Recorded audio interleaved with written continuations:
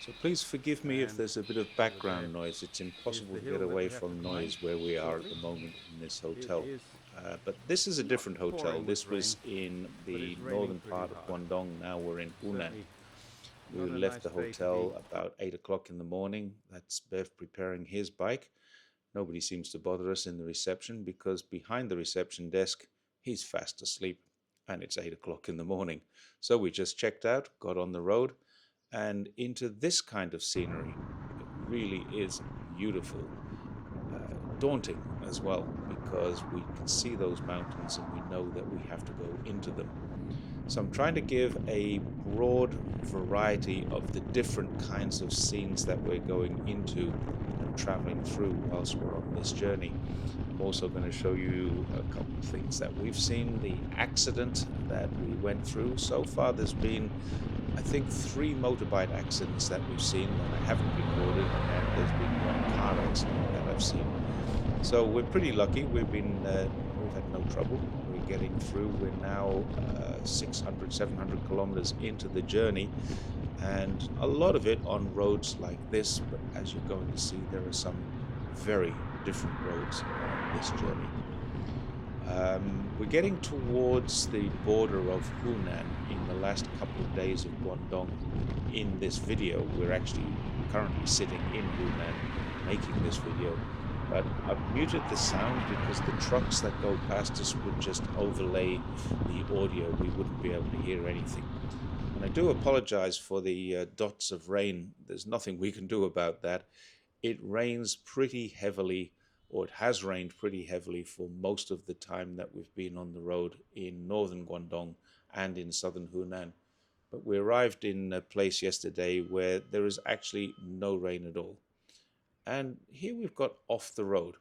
I'm going to show you something here. Just stop for a moment to just check the GPS and make sure everything is right, because for some reason the GPS has taken us off this road and into something that we weren't quite expecting. Bev's going past me there, and we're just looking at this road. Is this really where we want to be? But the GPS says yes, follow this and turn right, and off we go. This is something that a special app that we have in China called Gaode, which is a map is the English name of it. And it takes us, instead of the normal roads, it takes us through some fairly interesting back alleys and through the villages to cut off corners. So where people in their cars and their motorbikes are going all the way through on the G107, we're cutting off a very large corner by going through this village. The problem with going through this village, and that's, I think, corn that you can see growing on the right-hand side, is that it's really, really steep. That's going up hills and round corners, and the further up we get, the more interesting it seems to become. Whether or not we're on the right road, we're still not entirely sure. But here we go, we're just running through this, and at some stages you'll see this, if you could hear me breathing, it's pretty heavy.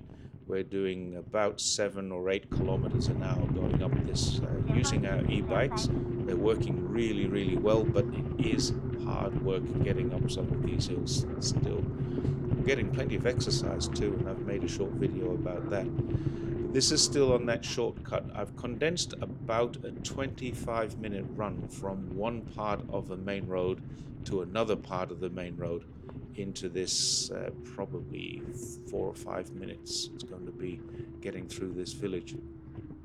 As we see us going up the hill, that's me really struggling to get up that hill. And over in the distance there, you can see the main road that we're not allowed to go on. Getting close to the top of the hill now, and it's really hard. I think my top speed my lower speeds at some of these places were about 8 kilometers an hour, but now you can see it's flattened off a little bit. The speed's accelerated, and we can move along a little bit faster. Over to the right there, I'm not sure what's Or growing, but it mindset still on looks fill like with corn these to hills me. because we're We're only going to getting do deeper 12 and deeper kilometers an into hour this going up village, a long way might as from well be the on the main lower road, speed, the lowest. and probably we cut our corner there and probably saved ourselves 10 or 12 kilometers by coming through here. But you can see here it's pretty hard work going round a U-turn and up another hill. Then something really strange starts to happen. It gets more and more rural, less and less village or urban, and we're getting really into the countryside here. You can see Bev is on a very, very low chain ring there, getting some speed up.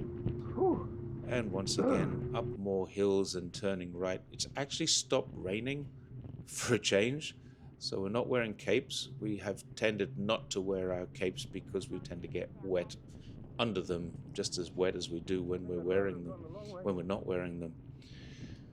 Into the real rural villages here, turning left, which turned out to be past those cows, and then it turned out to be a mistake, so we turned around, went off a different direction, and turned left up the correct path, which was this one. Then it got even more interesting. Look how narrow that path is. It's a meter wide, and it's starting to become more like a dirt track than a path. But we're still following the GPS. The GPS is telling us this is the right way. We're going the right way. Our minds are telling us, no, this is definitely not the right way. But this is what happens with AMAPs. It takes us into this area. Now the concrete is just as much gravel as it is concrete. And suddenly we get to a point where we think, where are we going to go here? There is nowhere to go. On the right-hand side, I can see the main road. And can't see it from the camera view, but it's running alongside this laneway, and now it's just merely a dirt track. And suddenly what happens is the dirt track peters out and there is virtually no road left at all. We're just running through puddles and mud. There's a track of sorts, but people live up here and there's a home there, but again, this is not a road, and it's still on the map. It's on the GPS and it's telling us you're on the right road. There's an embankment to the right hand side, and that's where the main road is. And we see where those twigs or those branches are stacked there. We have to stop and go up the embankment. There is no other way to get to the road. So here we go with my bike, taking two bikes up there, one at a time, both of us, up this maybe 8 or 10 meter embankment until we get onto the road. No idea why the GPS did this to us, but it's not the first time I've had to do it. I did the same thing in Gansu once where a road disappeared and we had to join the toll road exactly the same way, climbing up an embankment. On that occasion we had to actually climb the fence to get our bikes onto the road, so take everything off and put it onto the bike, back on the bike when we got on the road. Take a look at the road surface here. This is quite common, and then it's time for breakfast. I'll talk about the road surface in a minute. This is Chun Fun done in a traditional way. What she does is mixes up this flour and water with a little bit of egg, a little bit of meat and some vegetables, and then she'll throw in some bean sprouts and then pop that into a steamer. Just a few moments later, open it up and just checking to see if it's okay. And sure enough, this is a 12 RMB for two people, so 6 RMB each breakfast. And that, believe it or not, is filling you up for the rest of the morning. We eat that and put some sauce on it, some chili, that's what she's pointing to. And it's great. So now we're on a normal road, and this is brand new surfacing. And that's what was the older road that we were on just a few minutes ago was all about. They've ground the road back and they're resurfacing it. But look what's interesting to me here. All of this, the development that's going on, it looks to me like this entire village is going to be redeveloped into something. Almost every home, every building has got some form of scaffolding around it. Now we're getting towards out in the countryside again, and we had a roadblock, and they're clearing up the roadblock. And this cop just said, yeah, go through, no problem. So we went through, and then the reason for the roadblock was this. As we're getting past this police car, we'll be able to see there's debris on the road, And I thought it was a single car accident, but it was actually a two-car accident. So I'm not sure if one car's going one way, one car's going the other way, but there's two cars on the back of these loaders. They're both being taken away. That one's down on one side.